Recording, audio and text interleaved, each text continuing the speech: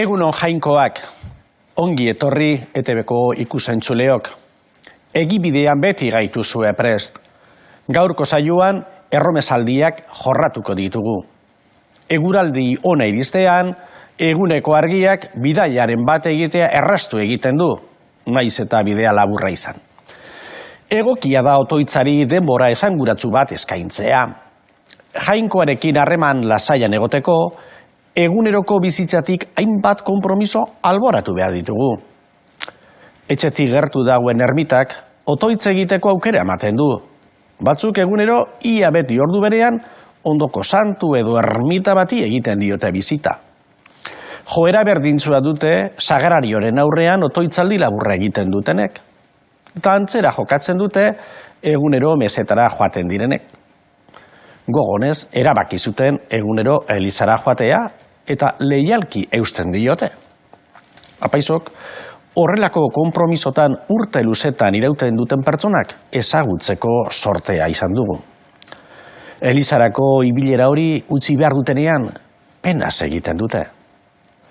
Gaurko proposamena ez dago bereziki bideratuta jokabide hau indartzera, oso onuragarria izan da ere. Horrelako erabakiak erabat pertsonalak dira. Askatasun handiz hartzen dira, eta ez dago horren onura ikusterik denbora luze bat igaro arte. Burura beste idei bat datorkit. Ez du zer ikusirik norberaren inguruniarekin, eskualdeko edo elizbardiko ermita eta santutegiekin baino. Kristau baten edo familia baten erromesaldia edo baila dutuko guan. Egunerokoa ez den leku batera bizita prestatzea da helburua. Etxetik atera, 3-4 orduz, bakarrik edo talde txiki batekin, ohikoa ez den leku batera joan, festa nagusitik aparte. Errutinatik irten eta berritasun horizonteak antzemateko. Badakigu gure eskualdetik irten gabe, tenplu, ermita edo santutegi bat izango dugula. Jainko aitarekin ezustekorik gabe topo egiteko. Bai. Garrantzitsuena norberaren eta jainkoaren arteko topaketa hori ondo prestatzea da. Elizbarruti guztietan ditugu leku bikainak jainkoarekin patxada saritzeko. Gure katedraliak duintasunez beterik daude, baina Xabier, Aralar, Armentia, Loyola, Urkiola egokiak dira. Bai, eta Ama Birjinaren ermita eta santutegiak ere, Beloke, Sokorriko, Orreaga, Uxue, Pui, Irantzu, Leire, Estibaliz, Angosto, La Encina, Oro, Etxaurren, Ibabe, Sailurtegi, Antiguako Ama, Begoñakoa, Karmengoa, Goiuria, Ziortza, Arantzazu, Arrate, Dorleta, Itziar, Izasku, Larraitz, asko. Baina zein baino zein ederragoa.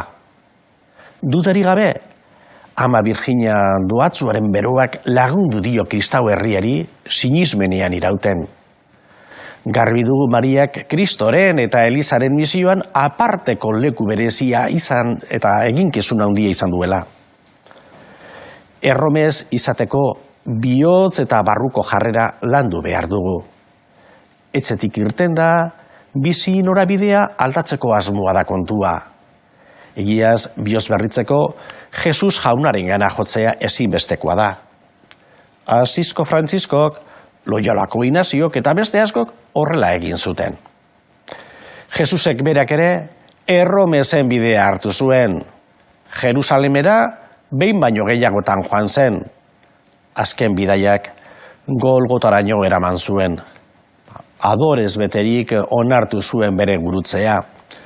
Pizturaren ondoren, Emausko ikasleei bidean agertu zitzaien eta galdetu, zeri buruz oazte bidean elkarrekin hizketan? Geuri ere agertuko zaigu eta hizketan hasiko zaigu bizitzaren bidean haren atzetik joaten ausartzen bagara. Erromez espirituak lurrean ibiltari garela oroitarazten digu, eta zenide elkartasunean aurrera egiteko bultzada ematen.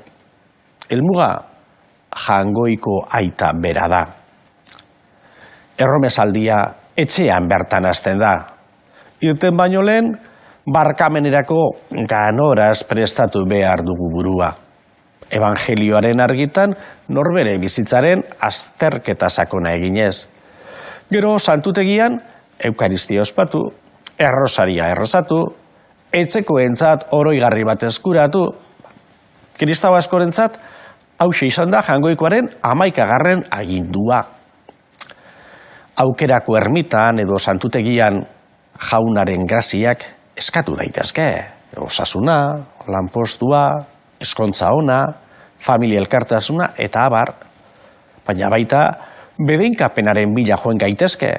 Joen berriarentzat, etxeko nagusiarentzat, aberentzat, hortuetarako, ibilgailurako. Eta modu berezian, barkamenezke, edo baketzearen bila, edo adizkidetzeko asmoak sendotzera. Ahaztu barik, Jainkoari eskerrak ematea, ikasturtea honez atera denean, osasuna berreskuratu ondoren, zailtasunaren bat gainditu denean. Ikus entzuleok, gaurko saioa amaitzera goaz. Jainkoa lagun, uda honetan inguruko ermita edo santutegira joateko aukera baduzue, ondo prestatu zuen gogo bihotzak, benetako erromez, bailari edo pelegrin izan zaitezten. Espirituaren doaina jasotzeko ona da etzet irten eta jarrerarik zabelenaz Jangoikoaren laguntza eskatu eta eskerronez berriro etxea abiatu. Besterik gabe ikusentzuleok, urrengo txandar arte, ondo izan. Agur.